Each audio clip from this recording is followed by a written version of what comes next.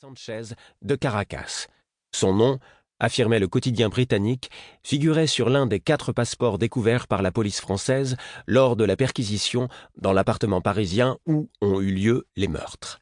Le journal ajoutait que Ilitch a été prénommé ainsi en mémoire de Vladimir Ilitch Lénine, fondateur de l'État soviétique, qu'il a fait ses études à Moscou et parle couramment le russe. À Caracas, un porte-parole du Parti communiste vénézuélien a déclaré que Ilitch est le fils d'un avocat marxiste septuagénaire habitant à 700 km à l'ouest de Caracas, mais que ni le père ni le fils ne sont inscrits au parti. Il a, en outre, déclaré aux journalistes qu'il ne savait pas où se trouvait actuellement Ilitch. Livre 1er. Chapitre 1. Le chalutier plongeait dans les creux redoutables de la mer sombre et déchaîné comme un animal essayant désespérément de fuir un marécage. Les vagues s'élevaient à des hauteurs gigantesques, leur masse venant s'écraser sur la coque avec une force effrayante. Dans le ciel nocturne, la pluie blanche des embruns déferlait sur le pont sous la force du vent. Partout, on percevait les bruits des objets qui souffrent, du bois forçant contre le bois, des cordages qui frottaient, tendus à se rompre. L'animal se mourait. De soudaines explosions percèrent les grondements de la mer, les hurlements du vent et les cris de douleur du navire. Elles provenaient de la cabine mal éclairée qui s'élevait et retombait au gré des vagues. Un homme se précipita par la porte, empoigna le bastingage d'une main, l'autre crispé sur son ventre. Un autre homme suivait, prudent, mais visiblement résolu.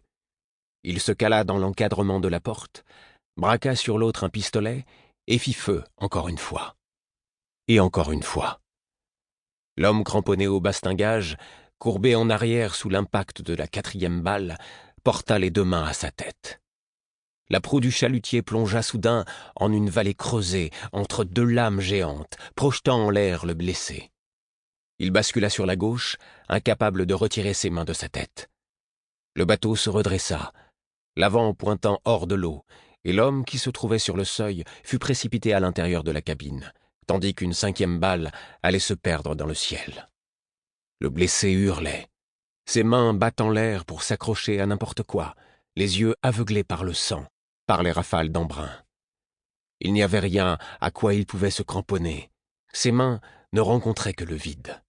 Ses jambes se dérobèrent sous lui, tandis que son corps plongeait en avant.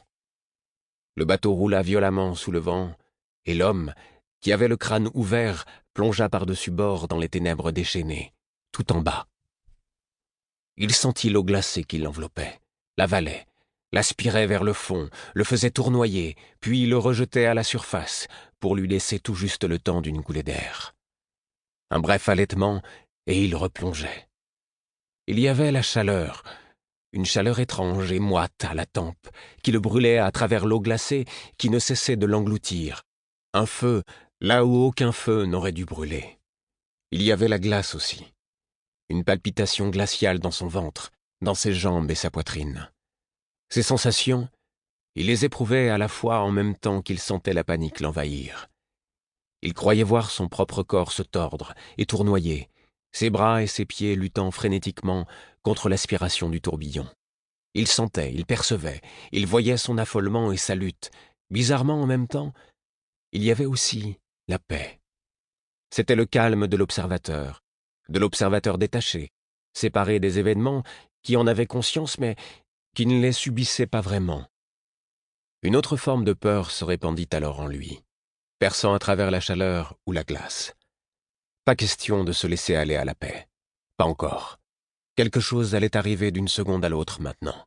Il ne savait pas très bien quoi, mais quelque chose. Il devait être là à ce moment.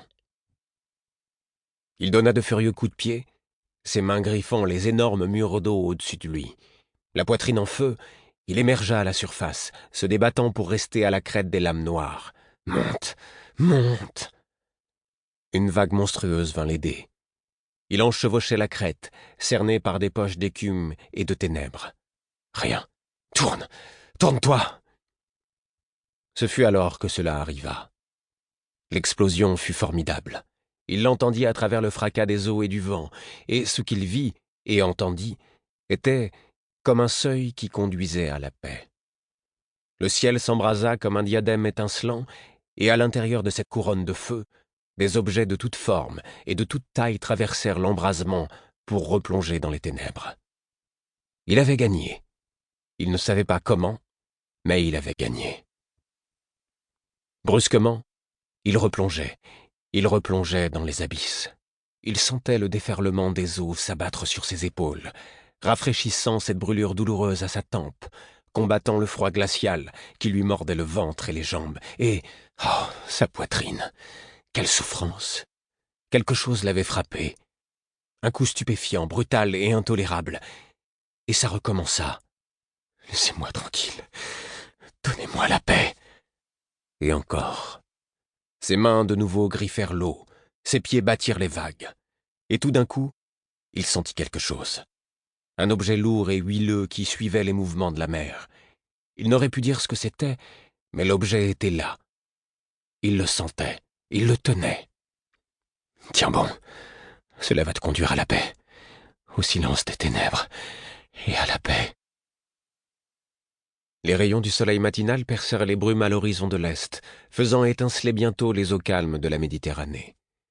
Le patron du petit bateau de pêche, les yeux injectés de sang, les mains déchirées à force d'avoir tiré sur les cordes, était assis sur le plat-bord arrière, à fumer une gauloise, et promenait un œil reconnaissant sur la mer toute lisse. Il jeta un coup d'œil vers la porte arrière de la timonerie.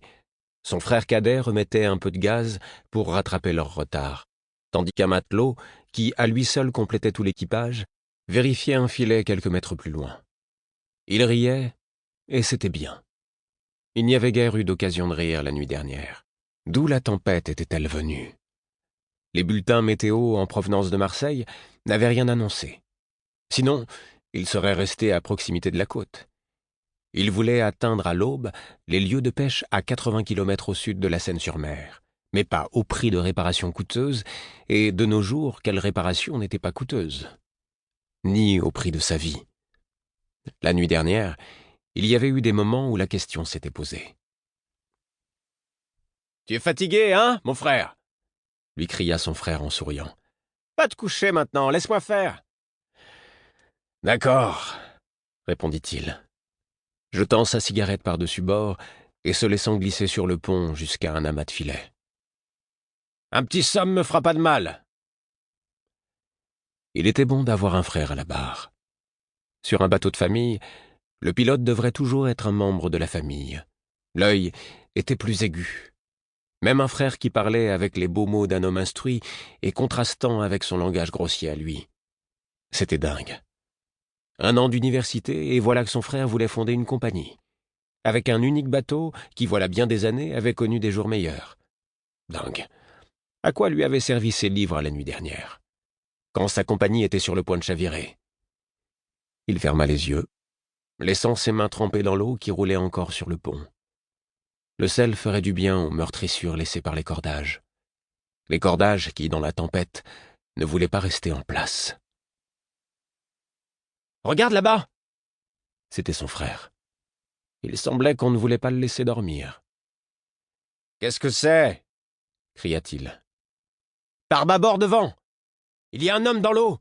Il se cramponne à quelque chose. Un bout de bois, une planche. » Le patron prit la barre, amenant le bateau à la droite de la silhouette dans l'eau, coupant les moteurs pour diminuer les remous. On aurait dit que le moindre mouvement allait faire lâcher prise à l'homme cramponné au bout de bois. Ses mains, crispées dessus comme des serres, étaient blanches dans l'effort, mais le reste de son corps flottait mollement. On aurait dit un noyé. « Bouclez les cordes !» cria le patron à son frère et au matelot. « Faites-les passer autour de ses jambes. Doucement maintenant. Remontez jusqu'à la taille. Tirez en douceur. Ses mains ne veulent pas lâcher la planche. Penche-toi. Dégagez-les. Elles se sont peut-être crispées comme ça dans la mort. Non, il est vivant. Mais tout juste, je crois. Ses lèvres remuent, on n'entend rien. Ses yeux aussi. Mais je ne crois pas qu'il nous voie. Ça y est, les mains sont libres. Soulevez-le.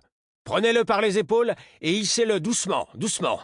Sainte Mère de Dieu, regarde sa tête, cria le matelot. Il a le crâne fendu. Il a dû se cogner dans la tempête, dit le frère. Non, déclara le patron en examinant la blessure. C'est net comme un coup de rasoir. Une Pour continuer à écouter ce livre audio gratuitement, cliquez sur le lien dans la description et vous pourrez l'écouter en entier sans frais grâce à l'essai de 30 jours d'Audible.